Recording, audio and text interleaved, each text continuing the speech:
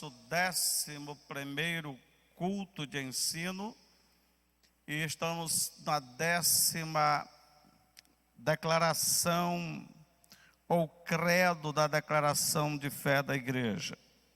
Como é conhecimento dos irmãos que a Bíblia Sagrada, a palavra de Deus, é a mensagem de Deus para a igreja. E o credo, a declaração de fé, é a resposta da igreja a essa palavra que é ministrada em nossas vidas. Temos o privilégio de ter alguns irmãos conosco. Está ali a mãe do Fábio Bento, a irmã, que Deus abençoe. Tem um casal ali atrás, na frente da irmã Diana, um casal ali atrás, que Deus abençoe. Sintam bem em nosso meio. E você que está conosco nesta noite abençoada. Sem mais delongas, abra a tua Bíblia na Epístola de Paulo aos Coríntios, capítulo de número 11. A partir do verso de número 17.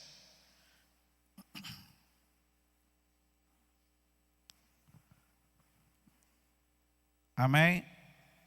Glória a Deus, aleluia.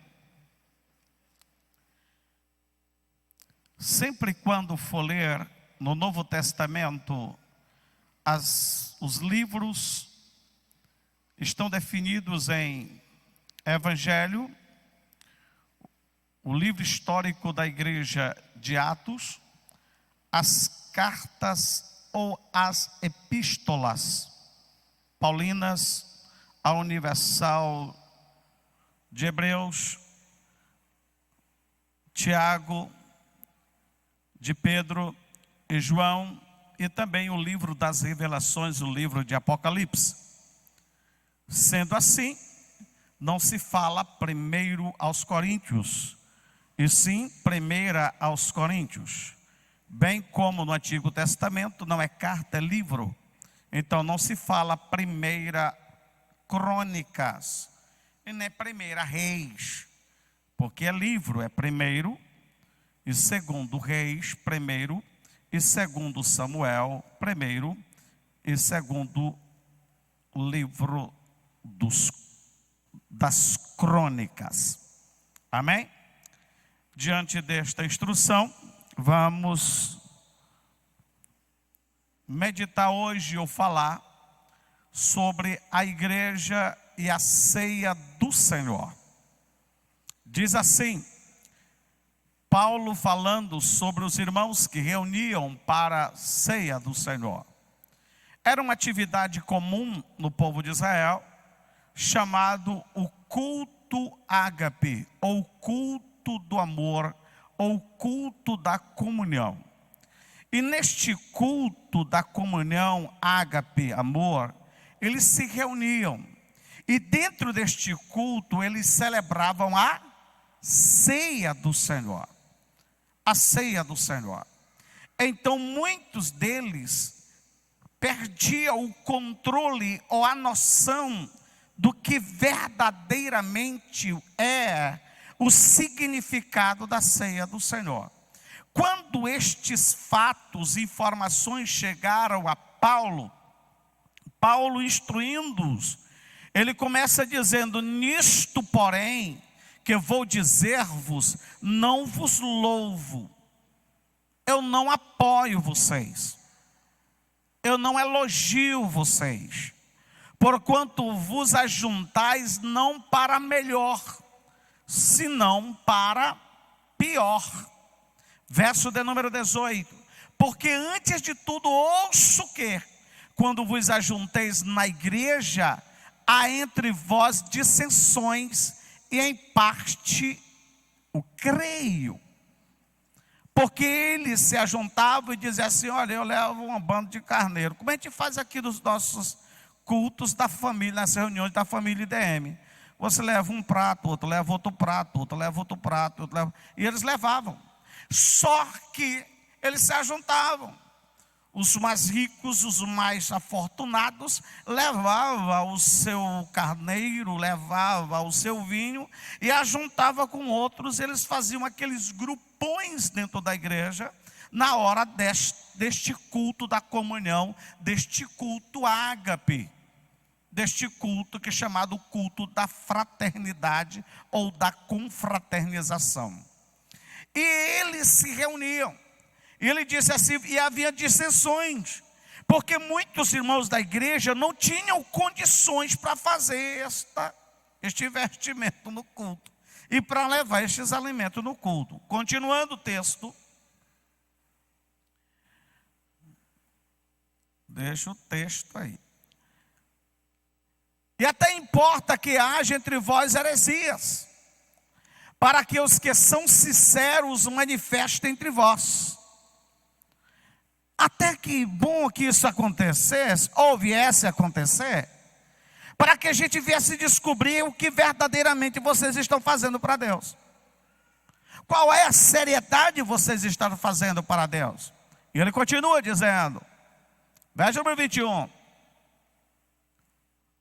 Porque comendo cada um, toma antecipadamente a sua própria cola, a sua própria refeição, a sua própria ceia, a sua própria comida. E assim um tem fome e outro embriaga-se. Bebe vinho demais, come demais. Continuando. Não tendes porventura casas para comer e para beber? Ou desprezais a igreja de Deus, na frente, grifo meu, missionária, e envergonhais os que nada têm? Que vos dizeis? Louvar-vos-ei, nisto não vos louvo. Verso número 23. Porque o que recebi do Senhor, o que também vos ensinei, é que o Senhor Jesus, na noite em que foi traído, ele tomou o pão. Eles estavam celebrando a Páscoa. Eles estavam comendo a Páscoa. Jesus para tudo, aquela alimentação. E ele pegou o pão. E tendo dado graças, o partiu e disse, tomai e comei. Isto é o meu corpo que é partido por vós. Fazei isto em memória de mim. Semelhantemente, também depois de cear, tomou o cálice, dizendo, este cálice é o novo testamento do meu sangue. Fazei isto em memória de mim. Fazei isto em memória de mim. Porque todas as vezes que comerdes este pão e beberdes este cálice, anunciai a morte do Senhor até que ele venha, até que venha. Verso número 27. Porquanto qualquer que comer este pão ou beber o cálice do Senhor, indignamente será culpado do corpo e do sangue do Senhor. Verso número 28. Examine-se, pois, o homem a si mesmo, e não deixe de comer, não deixe de participar. E assim coma deste pão e beba deste cálice. Verso número 29. Porque o que come e bebe indignamente, come e bebe para a sua própria condenação, não discernindo o corpo do Senhor. Amém? Esse texto por si só já nos traz uma revelação, um esclarecimento sobre a importância da ceia do Senhor. A ceia do Senhor faz parte de um servo de mandamentos. E para muitos nossos pais é considerado um dos sacramentos como memorial a ser seguido até que Cristo volte. Cremos e ensinamos a ceia do Senhor como este memorial, uma mensagem de lembrar o sacrifício, presença do ressurreto, a comunhão dos santos, a esperança profética da volta e a importância do corpo de Cristo, que é a igreja do Senhor. Isso é a Santa Ceia. Esta verdade está contida de uma forma tão clara e precisa em Mateus capítulo 26, em Lucas capítulo 22 e outros textos dos evangelhos, que traz para nós estes ensinamentos maravilhosos. A ceia do Senhor é uma ordenança, é um sacramento instituído por Jesus. Cremos que o Senhor Jesus, na sua última Páscoa, Ele instituiu a primeira ceia, tendo como os elementos de representação o pão e o vinho, representante de seu corpo e sangue, para manter a comunhão dos santos, anunciar a sua morte e ressurreição e a sua segunda vinda. Jesus mesmo a instituiu.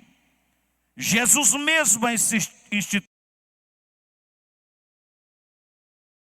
O seu amor para conosco, tendo Cristo morrido por nós, sendo nós ainda pecadores. Quando celebramos a ceia, olhamos para frente. 1 Coríntios 11, 26. Porque todas as vezes que comerdes este pão e beberdes este cálice, anunciar a morte do Senhor até que Ele venha. Através da cruz anunciamos a morte até que Ele venha. Através da ceia declaramos que Ele vem. Declaramos que Ele vem.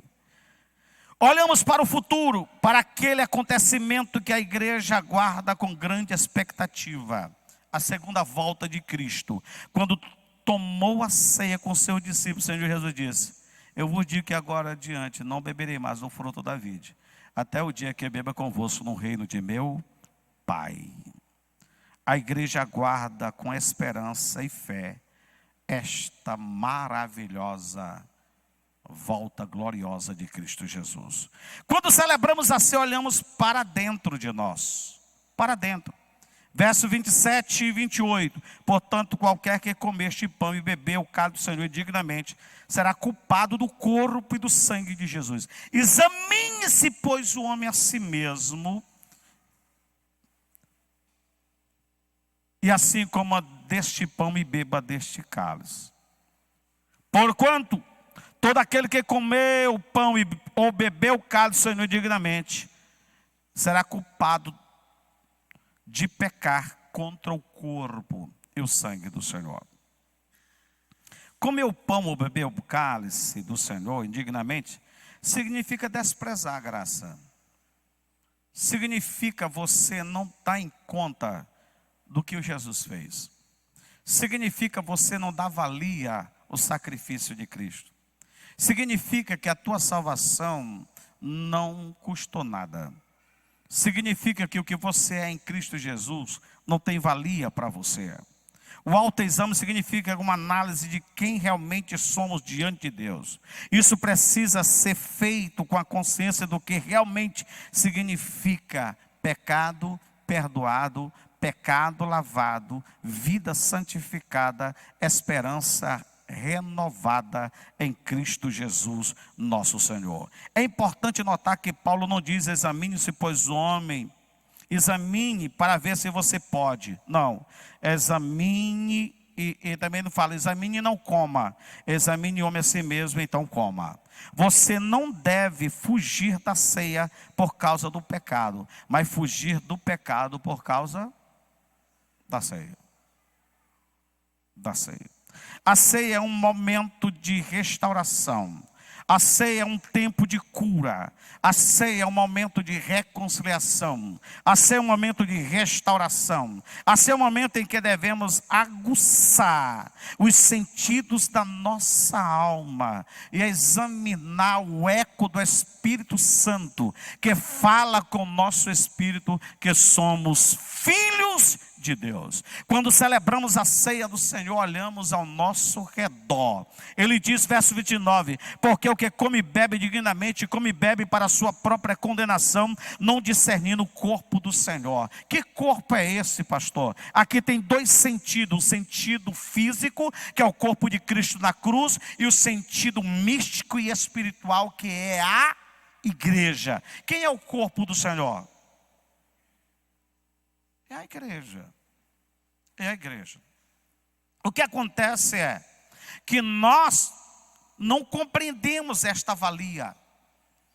Não dá para sermos aptos a participar da mesa do Senhor e nosso coração, o entendimento que tem um irmão sofrendo.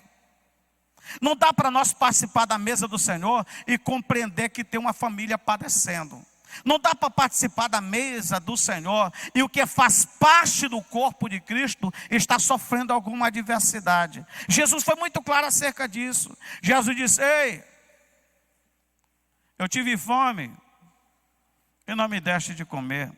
Eu tive sede e não me deste de beber. Eu estava preso e não me visitaste. Ele disse, quando foi que fizemos isso contigo?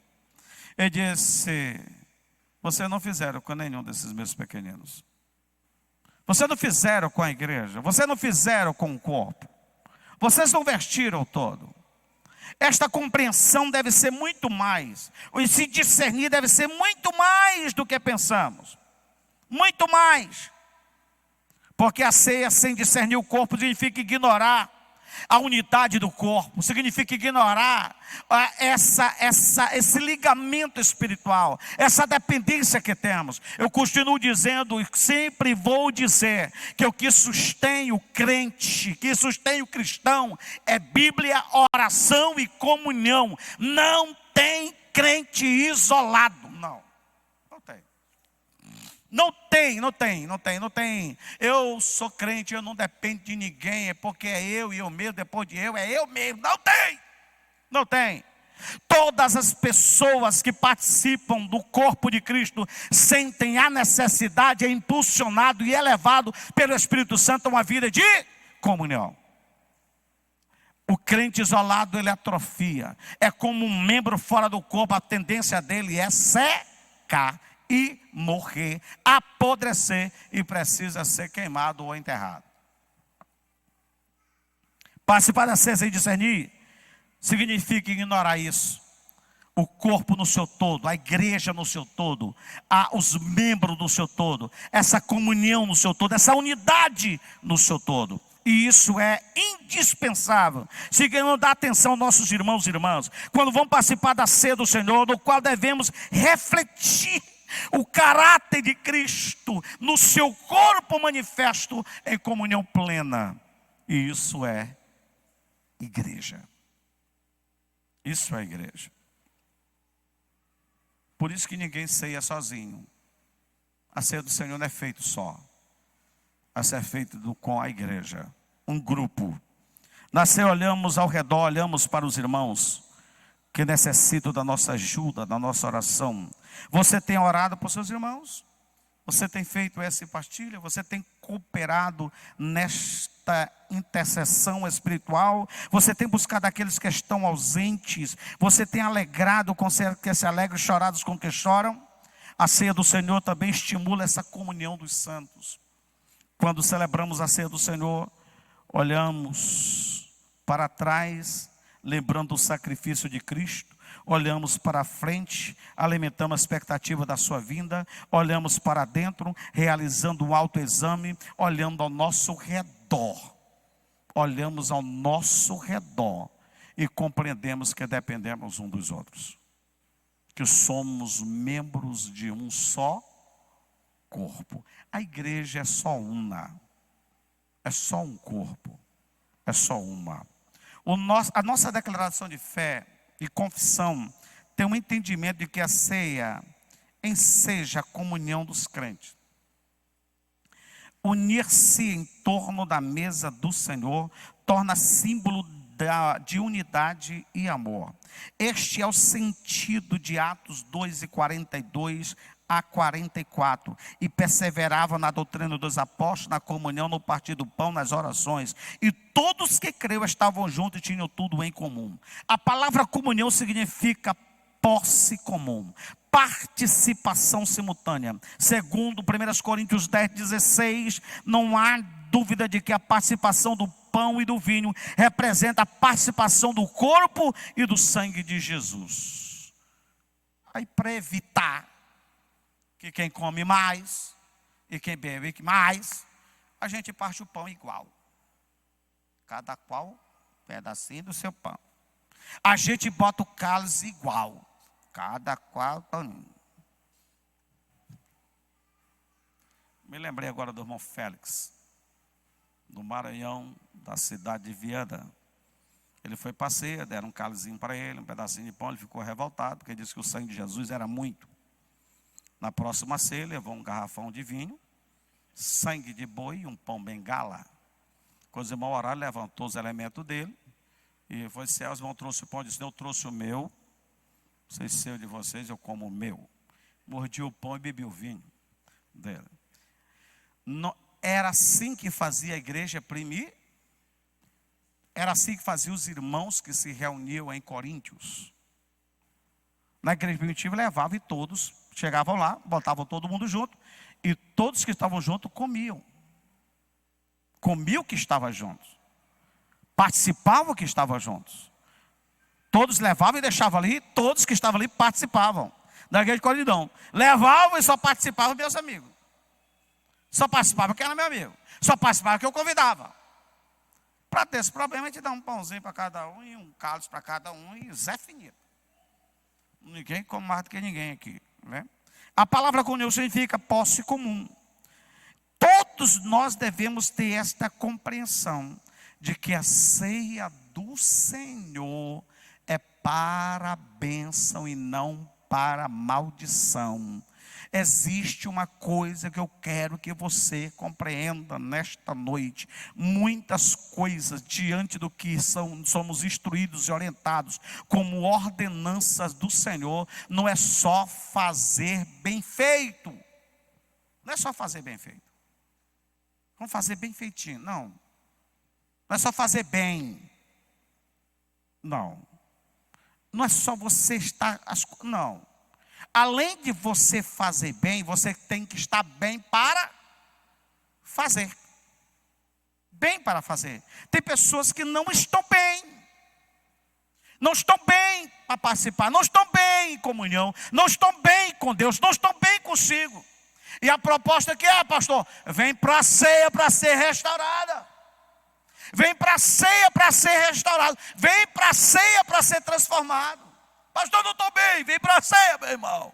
Aqui você vai refletir, vai tomar o pão, vai comer o pão, vai beber o cálice. E com certeza, Deus vai lhe trazer a graça da restauração. Amém ou não amém? A ceia do Senhor anuncia a morte.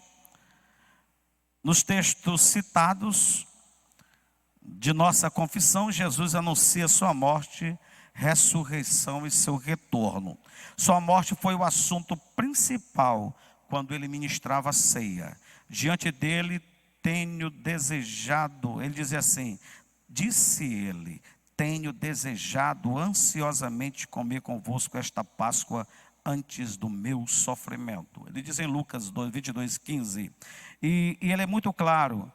Ainda porque o Filho do Homem, na verdade, vai segundo o que está determinado, mas ai daquele por intermédio de quem ele está sendo traído, no verso de número 22 do mesmo capítulo. Jesus deixou claro que aquela era a última reunião com seus discípulos e que aquele cerimonial de pão e do vinho anunciava a sua morte. Seria uma ordenança contínua de celebração da igreja. O pão e vinho fazem parte da alusão, e isto é em memória do Senhor até que ele venha. E esta deve ser a declaração proeminente da igreja.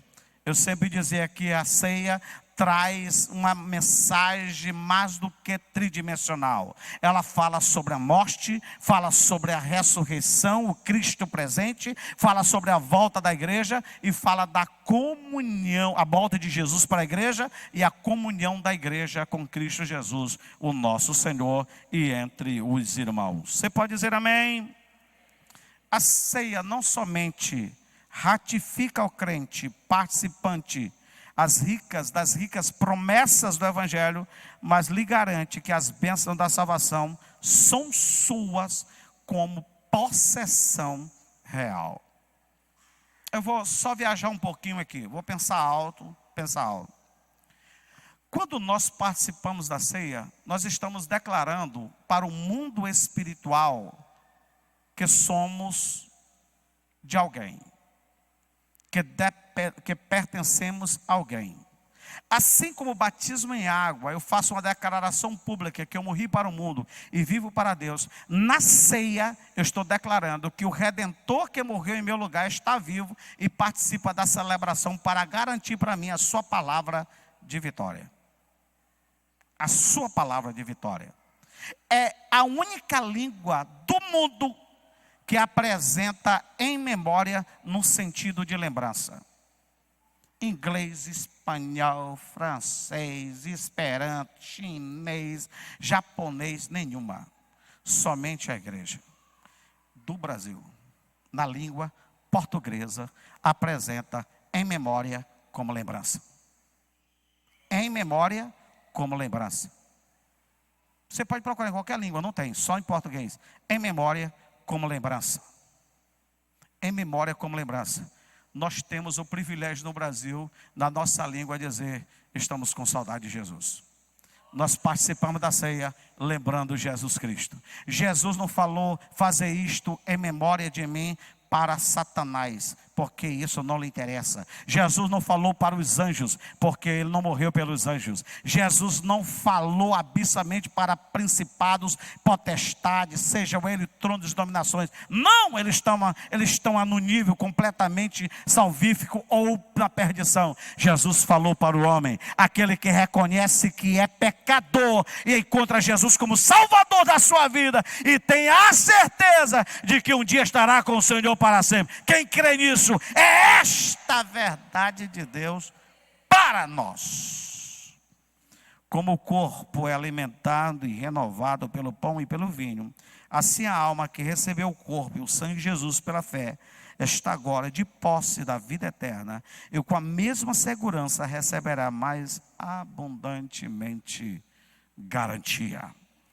Ao observarmos a forma simples, mais objetiva com que a nossa confissão de fé entende a ceia do Senhor, nos sentimos seguros como membros desta denominação de sua fidelidade às Escrituras Sagradas.